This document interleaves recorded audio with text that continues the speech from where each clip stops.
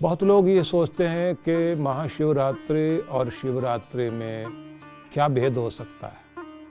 तो उस संबंध में मैं आपको ये बताना चाहूँगा कि वैसे तो हर महीने की एक शिवरात्रि होती है, लेकिन जो महाशिवरात्रि है वह फाल्गुन चतुर्दशी की यह शिवरात्रि, जिसको बहुत श्रद्धा भाव से सभी लोग मनाते हैं।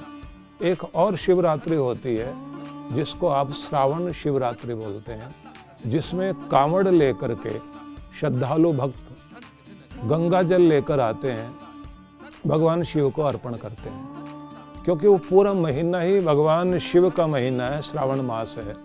जब भगवान शिव का अभिषेक करने के लिए आकाश से मेघ अपना जल बरसाते हैं, तो उस समय भक्तों के अंदर ये भावना आती है कि हम भी मेघ बन जाएं और बादल बनकर भगवान शिव का अभिषेक करें। इसलिए वो नदियों से जल लेकर के आते हैं। उस समय उनके तप का, उनके भक्ति प्रवाह का भी पता लगता है।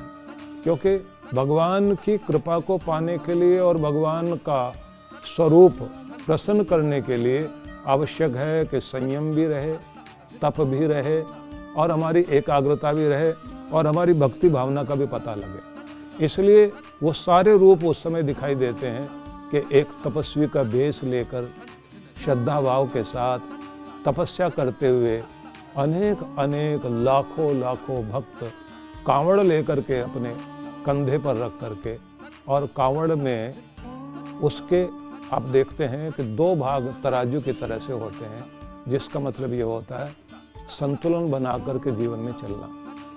जीवन के उतार चढ़ाव के रास्तों पर आप संतुलन बनाकर चलते चले जाएं, और पाँव में कष्ट कितना भी छाले पड़ जाएं, लक्ष्य आपको रहे कि हमें शिव की तरफ पहुंचना है, अपने भगवान की तरफ पहुंचना है। तो जिसका अपने लक्ष्य की तरफ ध्यान है और संतुलन बनाकर चल रहा है, और किसी भी तरह से न मौसम से घबराया है, न कांटों से, न वो उबड़ खाबड़ रास्तों से, और लगातार तपस्या करता हुआ चल रहा है। इस दुनिया में बिना मूल्य चुकाए कुछ भी नहीं मिलता, लेकिन ऐसा मूल्य चुकाने वाले लोग अपने जीवन को बहुमूल्य कर लेते हैं। तो दो शिवरात्रि तो महत्वपूर्ण है ही, लेकिन आपको मैं रात्रि की बात इस रूप में भी कहना चाहूँगा, या निशा सर्वभूतानां तस्याम जागृते संयमी। दुनिया के लिए जो रात्रि सोने के लिए है, साधक के लिए वो जागने के लिए होती है, जिसमें जाग कर के व्यक्ति जीवन में बहुत कुछ पाता है।